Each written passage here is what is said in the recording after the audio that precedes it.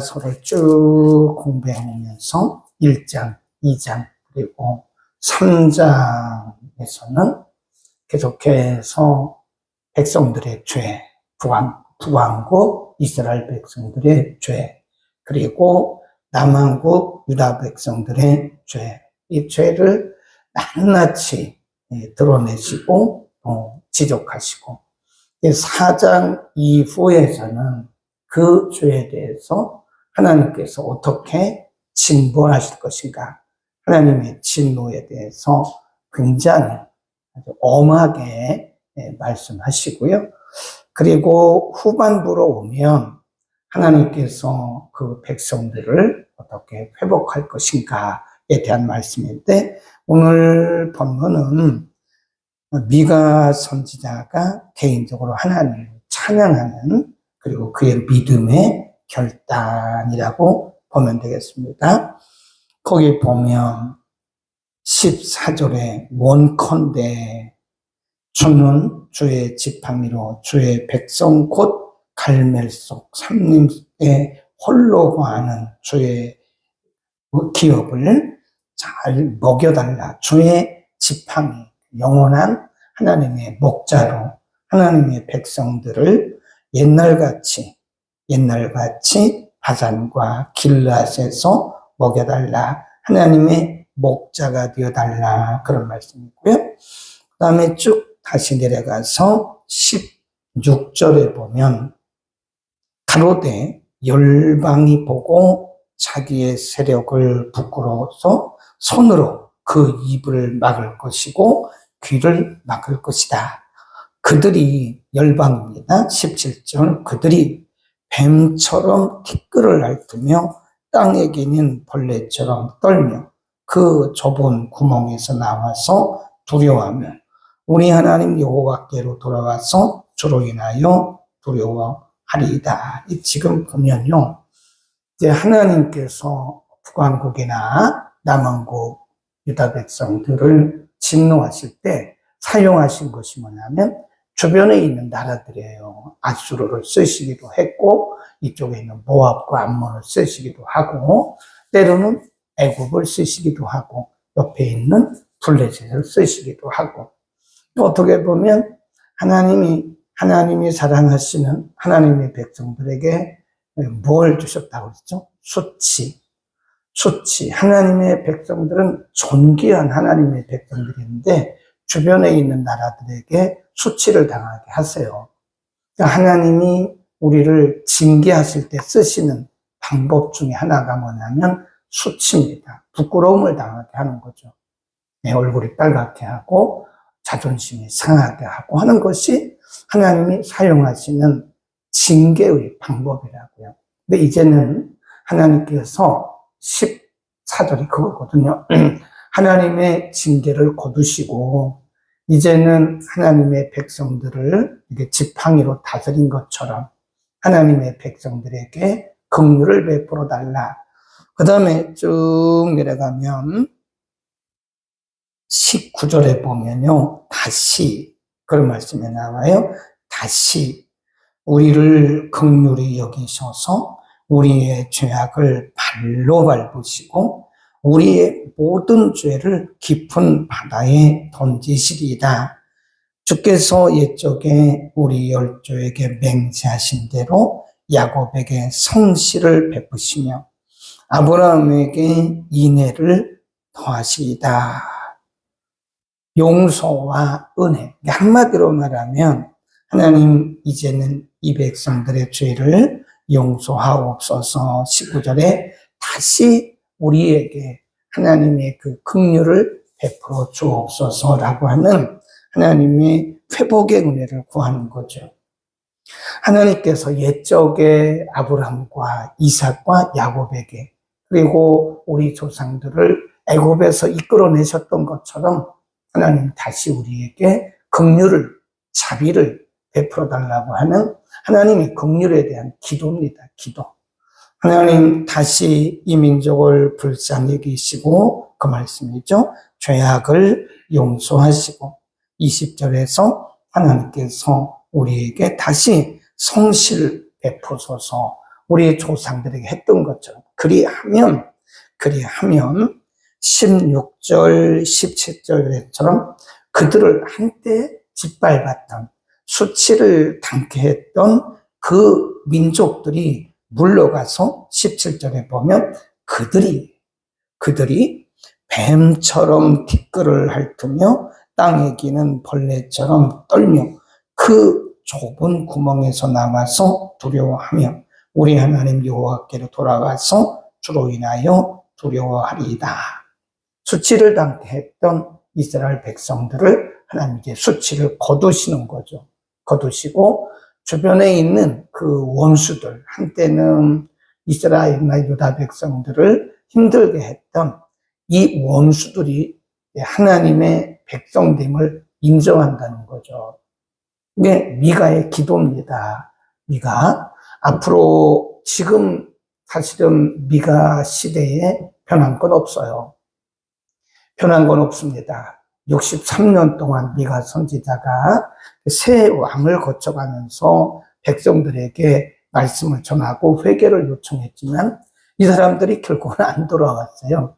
미가서의 역사적 배경은 유다 백성들은 포로로 잡혀가기 전 시대였고 북왕국 이스라엘은 722년에 아수르에게 망하기 직전이라고. 그러니까 북왕국은 망하기 직전, 남왕국은 얼마 후에 한참 뒤에 일이긴 하지만 이들은 바벨론의 포로로 잡혀가죠. 그 시대에 지금 미가가 백성들에게 말씀을 전하면서 19절 20절은요, 지금 변한 건 아니고 앞으로 지금 백성들이 이렇게 살고 있지만 하나님께서 이들에게 긍휼을 베풀어 달라고 하는 미가 선지자의 기도입니다. 기도. 그리고 맨 위로 다시 올라가면 주의 지팡이로, 이 주의 지팡이 여기다 줄긋습니다. 원컨대 주는 주의 지팡이로, 그러잖아요. 주의 백성들을, 이 주의 지팡이가, 원래 지팡이는 목자들이 쓰는 거잖아요. 목자들이 잡고 있는 건데, 그 지팡이를 주의 지팡이래. 주의 지팡이. 하나님이 백성들의 목자가 되어달라, 그런 의미도 있는데요. 이것은 사실상 메시아를 의미해요. 메시아. 거기다 써놓습니다. 주의 지팡이 해놓고 메시아에 오실 것을 예고하고 있는 것이다. 근데 우리가 몇 군데 봤지만 미가서에 메시아 예언이 두세 군데 나와요. 두세 군데 메시아 예언이 나오고 오늘 본문은 이제 결론인데 우리가 이런 결론을 내려볼 수가 있어요. 하나님이 그동안 1, 2, 3장 그리고 4장, 5장 계속해서 그들의 죄를 지적하시고 그들에게 임할 하나님의 진노를 말씀하시는데 그걸 한마디로 말하면 뭐라고 그랬죠? 징계. 하나님을 멀리 떠난 우상을 숭배하고 하나님의 말씀을 무시하고 살아가는 하나님의 거룩한 백성들에게 하나님이 계속 진노를 내리셨죠. 근데 그 진노의 목적은 결국은 그들을 망하게 하기 위한 것이 아니라 그들의 회복을 위한 것이다. 그래서 이제 우리가 이런 결론을 내릴 수 있어요. 징계는, 그렇게 써놓으세요. 징계는 하나님의 결론에 이르게 한다.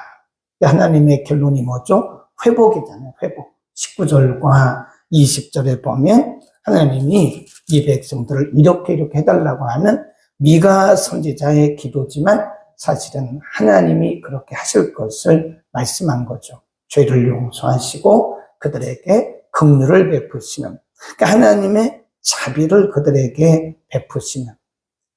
그러니까 우리가 이 징계를 받을 때는 때로는 수치스럽고 때로는 육신적으로 힘들고 때로는 참 많은 영적인 그리고 심적인 그런 고통이 있죠. 하나님이 유다 백성들을 막 흔들었잖아요.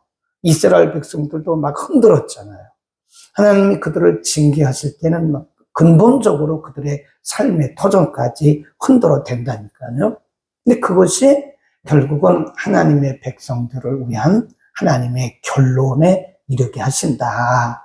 그래서 결국은 하나님의 백성들이 하나님의 백성으로 살게 하시고 그들의 교만을 꺾으시고 겸손하게 하나님을 예배케 하기 위한 그런 하나님의 결론에 이른다. 근데 우리가 결론 내리면 안 돼요.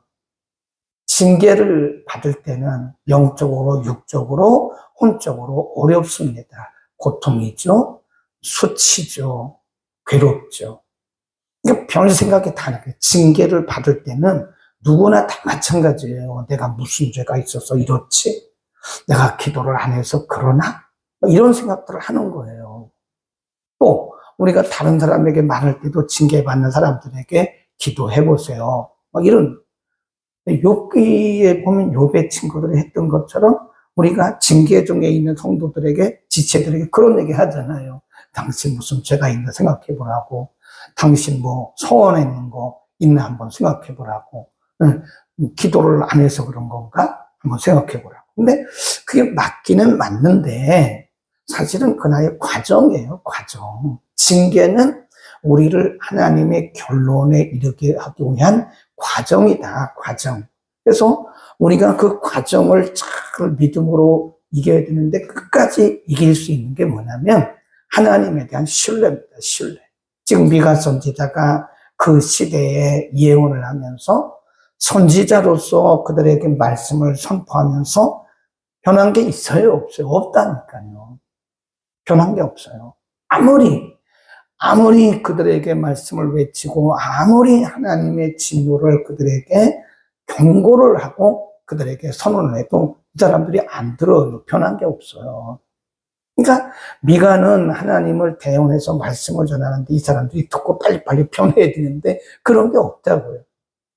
그럼에도 불구하고 마지막 7장에 와서 미가가 하나님을 찬양하고 이렇게 기도할 수 있었던 것은 하나님의 결론은 우리의 생각과 다르다는 거예요. 하나님을 신뢰하는 거예요, 신뢰. 그러니까 우리가 징계 중에 있을 때 정말 중요한 것이 뭐냐? 이 사람 저 사람이 이 얘기 저 얘기 해도요, 거기에 휘둘리면 안 됩니다. 사탄이 때로는 와서 우리를 막 공격하고 정죄합니다. 그러니까 우리가 징계 중에 있을 땐 사람은 다 약해져요. 그러니까 이리 가고 저리 가고 저기 가서 예언받고 여기 가서 그것도 할 필요도 없어요. 여기 가서 예언받는다고 해서 무슨 방법이 있나요? 과정인데 여기 가서 예언받는다고 무슨 과정이 있나요? 결론이 있나요? 결론은 어차피 하나님이 내리는 게 하나님. 우리 인생의 결론은 하나님이 내리시고 징계의 결론도 하나님이 내리시는 거예요. 그때는 중요한 게 뭐냐면 믿음의 중심을 꽉 잡아야 돼요. 흔들리면 안 돼요. 누가 무슨 얘기를 해도 그 말에 휘둘리면 안 됩니다. 제가 이렇게 보니까 많은 사람들이 막 흔들려요. 어떤 경우에는 막 휘둘립니다. 휘둘려가지고 중심을 못 잡는 거예요. 신앙의 중심을. 욥의 친구들이 두 번, 세 번, 한 번 이렇게 와가지고 네 명이 두 번, 세 번, 한 번 마지막에 또 한 명이 또 와요. 그러니까 네 명이 와가지고 욥에게 별 얘기를 다 하는 거예요. 너의 10 자녀가 저렇게 죽은 것이 왜 그런지 아냐? 죄가 있어서 그런 거야. 회개해봐. 너의 처음은 미약하지만 나중은 창대할 거야. 그럴듯한 얘기를 가지고 욥에게 그 얘기를 해도 욥이 안 흔들려요. 23장에 보면 욥이 하는 얘기가 나의 가는 길은 오직 그분만 안다. 나도 모르고 여러분도 모릅니다. 오직 하나님이 아십니다. 그런데 하나님의 목적이 뭐냐? 나를 단련하신다. 나를 단련하신 후에는 뭐라고 그러죠? 나를 정금같이 나게 한다. 이걸 믿은 거예요, 욥은요. 그러니까 욥의 친구들이 와서 두 번, 세 번, 한 번 와서 별 얘기를 나가지고 욥을 설득하려고 해도 욥이 설득당하지를 않아요.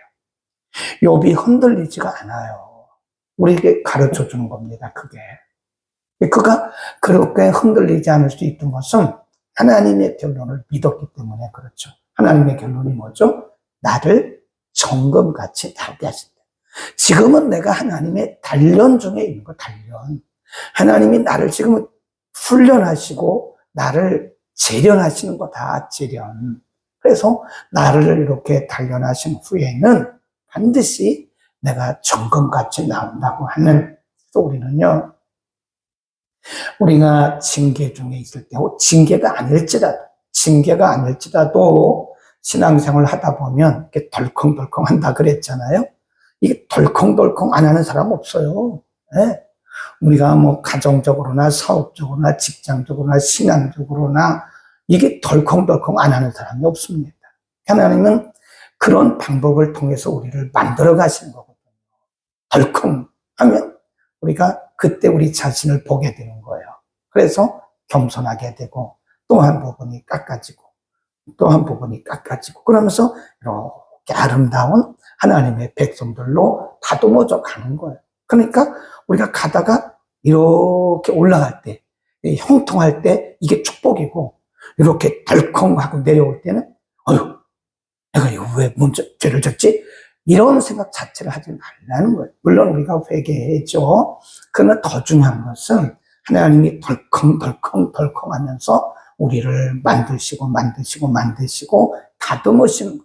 그래서 신앙적으로 그리고 우리의 삶에서 우리의 교만한 부분이 있지 않겠어요?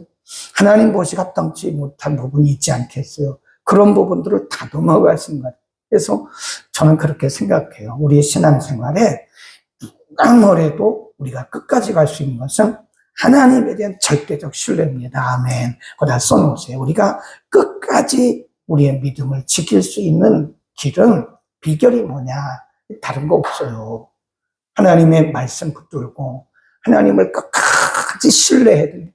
누가 무슨 얘기를 해도 우리 흔들리면 안 돼요. 하나님을 끝까지 붙들고 욥처럼 나를 단련하신 후에는 결국은 하나님이 우리를 유익하게 하신다 그랬죠. 네, 히브리서 12장에서 하나님의 징계의 목적은 우리의 영혼을 유익하게 하게 합니다. 우리를 유익하게 하기 위함이다. 그래서 결국은 우리를 궁극적 결론에, 하나님의 궁극적 승리, 하나님의 결론에 이르게 하는 것이기 때문에 그걸 붙들어야 돼요. 하나님은 선하시고 하나님은 우리에게 긍휼을 베푸시는 분이고 결국은 우리를 잘되게 하기 위한 하나님의 목적이 있다는 것을 끝까지 믿어야 돼요. 아멘. 그러니까 우리가 우리 지체들 중에서도요, 좀 어려움 당하는 우리의 지체들을 보면서 우리가 막 이러지 말자고요. 우리가 하나님은 아닌데 왜 우리가 이러냐고요. 정죄하듯이. 당신 그래서 그런 거야. 그 말 하면 안 돼요. 그 말은 하나님밖에 몰라요. 우리가 만일 우리 어려움 당하고 있는 지체들에게 막 이러면 그건 욥의 친구들이에요. 그분을 더 상처를 준 거예요. 욥이 말하기를 그 친구들에게 너희는 나를 상처를 입히는 자들이다 라고 말을 하잖아요. 우리가 그냥 지체를 위해서 기도하는 것 외에는 다른 것들 하면 안 됩니다. 오히려 욥의 친구들처럼 될 수 있기 때문에 그런 거다. 우리는 궁극적 승리에 이릅니다. 하나님의 결론은 항상 선입니다. 아멘. 기도하겠습니다. 그러고 하신 우리 아버지, 미가 선지자는 농부로서 뽕나무를 재배하던 평범한 농부로서 한 시대에 하나님께 부름을 받고 하나님의 말씀을 외쳤지만 그들에게서 변화되는 것은 아무것도 없었습니다. 그래서 결국은 북왕국은 아수르에 의해서 멸망했고 남왕국은 그 이후에 바벨론의 포로로 잡혀갔습니다. 그럼에도 불구하고 미가는 오늘 말씀을 통해서 하나님이 그들의 영원한 목자가 되셔서 그들을 목자같이 인도하시고 그들에게 은혜를 베푸시고 그들의 죄악을 용서하시고 그들에게 긍휼을 베푸시는 하나님의 결론을 보면서 변한 것은 없지만 하나님 앞에 기도하며 찬양한 미가 선지자의 기도와 찬양을 상고했습니다. 하나님, 우리가 무지하고 우리가 어린아이 같이 철이 없기 때문에 때로는 하나님의 말씀을 떠나고 무지하게 살 때에 하나님의 백성다운 백성으로 만드시기 위해서 이런저런 방법으로 우리를 징계하실 때 하나님, 우리는 욥처럼 끝까지 하나님을 신뢰하고 궁극적 승리에 이르게 하시는 하나님을 기대하면서 끝까지 인내할 수 있는 믿음을 우리에게 허락하여 주옵소서. 하나님은 영원한 목자 예수 그리스도를 우리에게 보내주소서. 우리가 지은 모든 죄악들을 용서하시며 우리를 구원하시고 영원한 천국 백성 되게 하소서하오니 이 땅에 있는 동안 우리의 영원한 목자 예수 그리스도를 바라보며 날마다 승리케 하옵소서. 이제 며칠 있으면 이 해를 다 마치게 됩니다. 한 해를 보내면서 또 한 해를 뒤돌아보게 하시고 새로운 해를 준비하는 우리 모든 성도들 되게 하옵소서.